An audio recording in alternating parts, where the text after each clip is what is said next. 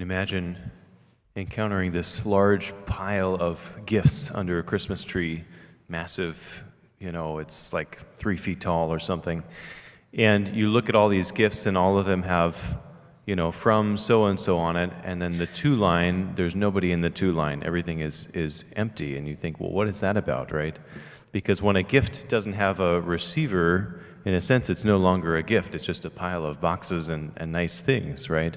But a gift is something that's meant to be received. And that's true also for the grace of God, right? That God is pouring out on us this incredible abundance of gifts, this incredible abundance of grace. Everything that we could ever desire, He's giving to us, especially here in the Eucharist. There's nothing that's lacking there. But what the problem is that sometimes we don't let God write our names in that to line on the gift, right? We don't want the gifts of God. We want our own will. We want our own way. We think, oh, I already have everything that I need, or I already have everything that I want. I don't need this gift from God. And when we do that, we miss out on that abundance of grace that He wants to give us, right? Here's the crazy thing that God has entrusted to us. God's grace can't do anything without our receptivity, right? God cannot do anything if we don't cooperate with it, right? If we're not open to what the Lord wants to do in our life. And so that grace that He gives us, it's meant to be received. We've got to receive that grace. There's a beautiful virtue of receptivity to grace, receiving what God wants to do, saying yes to God's grace. And we're here because we're celebrating the Immaculate Conception. And we're celebrating the Immaculate Conception because we're recognizing the way that Mary always said yes to that grace, right? She had this perfect openness and receptivity to grace.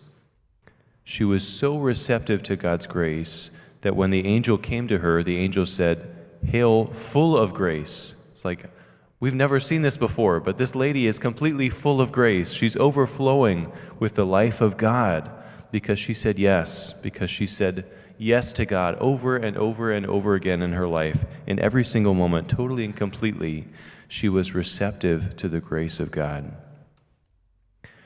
How important is this feast day? It's so important because when you look out in the world, the only thing that the world tells us is that we need to have our own way. We need to lift our voice for our own rights. The louder that we are in protection of our own rights, the better, right? The more that we have power to do what we want, the happier we're going to be. And this humble woman from Nazareth, she stands against all of that, and she says, I will not be enslaved to my own will. I will not be enslaved to my own desires.